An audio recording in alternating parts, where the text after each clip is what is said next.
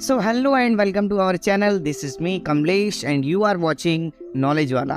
तो आज हम एक ऐसी किताब के बारे में बात करने वाले हैं जो कि आपको सोचने पर मजबूर कर देगी। लेकिन इस किताब के बारे में सोचने से पहले आप अपने दिमाग में ये सोचिए कि क्या आप सोच के अमीर बन सकते हैं। तो शायद आपके दिमाग में भी यही आंसर आया होगा कि नहीं, सोचने से कौन अमीर बनता है। हाँ, शायद आप सही भी हो, क्योंकि आज तक हमने सभी के मुंह से यही सुना है कि सोच के कोई अमीर नहीं बन सकता, उसके लिए मेहनत करनी पड़ती है। तो मेरा उन सभी से यही सवाल है कि क्या मेहनत करके ही अमीर बन पाते हैं? अगर ऐसा ही है तो आज उन सब मजदूरों को अमीर होना चाहिए जो कि पूरे दिन भर मेहनत करते हैं, ना कि इन मुकेश अंबानी, रितेश अग्रवाल, गौतम अडानी को जो कि कोई काम नहीं करते। हाँ, मैं मानता हूँ वो काम करते हैं, लेकिन एक मजदूर के जितना तो नहीं जो कि पूरे दिन भर मेहनत करता है। तो जहाँ तक मेरा मानना है तो शायद मेहनत ही नहीं है अमीर बनने का राज। तो आखिरकार राज क्या है? तो आज हम उसी राज का पर्दा उठाने वाले हैं। तो बिना टाइम को बर्बाद करते हुए चलिए शुरू करते हैं। तो ये बात है उस टाइम की जब पूरी अमेरिका में सबसे अमीर इंसान एंड्रयू कार्नेगी थे। तो उस वक्त नेपोलियन हिल एक मैगजीन में एज अ राइटर काम कर रहे थे। उस मैगजीन में वो सेल्फ मेड लोगों से मीटिंग करते और उनकी सक्सेस का राज जानना चाहते थे। तब उन्हें उनके बॉस कहते हैं कि तुम्हें एंड्रयू कार्नेगी के साथ एक मीटिंग करनी चाहिए। तो उस वक्त नेपोलियन हिल थोड़े डर गए, क्योंकि वो पहली बार किसी मिलीनियर से नहीं बिलीनियर से मीटिंग करने जा रहे थे जो कि पूरी अमेरिका में सबसे अमीर थे। और उस वक्त के अमेरिकन्स का मानना था कि एंड्रयू कार्नेगी ही पहले बिलीनियर थे पूरी अमेरिका के।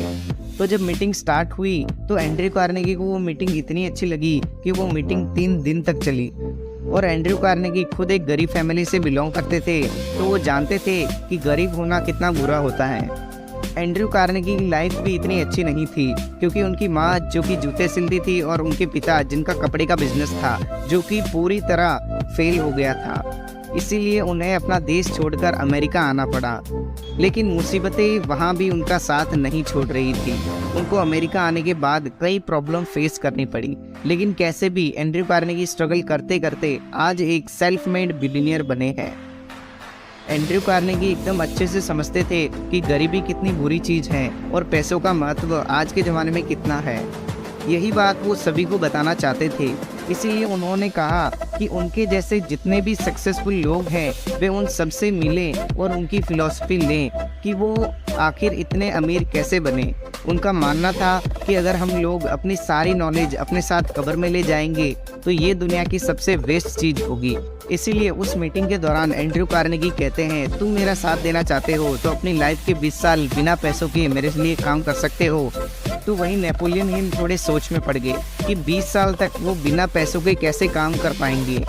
लेकिन फिर भी उनके मन में उन्होंने सोचा कि दुनिया का सबसे अमीर इंसान कुछ कह रहा है तो शायद ही कुछ सही ही कह रहा होगा। इसलिए उन्होंने इस डील को एक्सेप्ट कर लिया और वो अपनी लाइफ के 20 साल एक बुक को लिखने के लिए दे देते हैं, जो कि आने वाले उन युवाओं के लिए हैं जो कि अमीर होने का जज्बा रखते हैं।